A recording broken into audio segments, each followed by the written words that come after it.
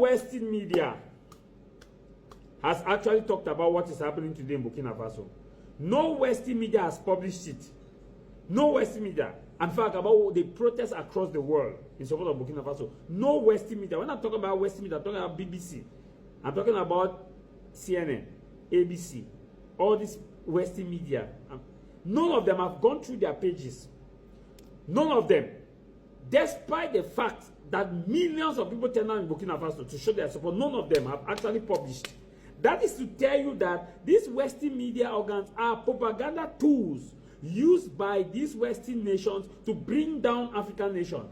I tell you most solemnly, if it was a protest against Burkina Faso, even if it were just 200 people, CNN would have carried it, BBC would have carried it, MSNBC would have carried it, Al Jazeera to a certain level, no. MSNBC would have carried it, ABC would have carried it, all the foreign Associated Press would have carried it. If it was a protest that was occurring across Washington or in any part of Africa against Ibrahim Traore or against any African leader, they would have carried this protest and broadcast it. As I'm talking to you, since the whole of today, as of now that I'm doing this video, that I'm recording this video, no Western media organ has actually published.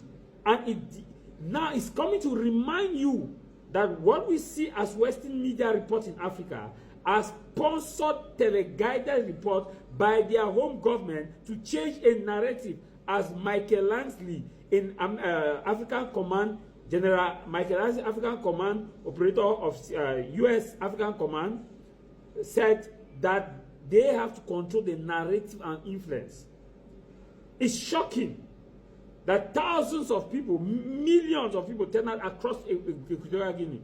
I mean Burkina Faso. The video, even see the video. No news on CNN. In fact, it was no news. Nothing happened. Nothing. Nothing happened. They have not published it. They have not talked about it. They have not said it. But if just 50 people had gotten up to protest against Ibrahim Traore, they would have published it. If just 10 people had gotten up to protest against Ibrahim Traore, they would have published it. But today across Africa, and it's also shocking that even our own African nations, our own African state media organs, have not published what is happening in Burkina Faso. They have not published. And you want to know? Because they themselves, the head of state, are not happy with Ibrahim Traore, because Ibrahim Traore is opening the eyes of Africans. And that's why you see our own African leaders are not also publishing it. And our own African nation, I'm talking about state media, have not published it. Our state media have not published it because they know that publishing it will mean that they are telling Ibrahim Traore that, oh, you see, we are aligning with you, blah, blah, blah. They are somewhere cooking, planning. How can we bring him down? They are in their control room now. How can we bring this young man down? How can we bring him down? This young man is going to sell us. This, you know, we used to say that neo-colonialism, the same thing. And let me tell you, if Ibrahim Traore succeeds in what he wants to do in Burkina Faso, France and America, in fact, Europe will suffer. Europe will suffer. Because Burkina Faso is one of the top producing gold nations in the world. And that's why you see pressure is there. Not even Niger. Why don't you actually say that Niger is a coup d'etat, Burkina Faso is a coup d'etat, Mali is a coup d'etat? Why is everybody on Burkina Faso, Burkina Faso, Burkina Faso? Why? The gold.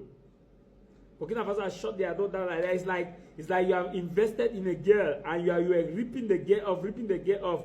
The day the girl decided that I'm closing my leg, you want to die. That's what's happening. No Western media and our state broadcasters have not published it. Like nothing's happening.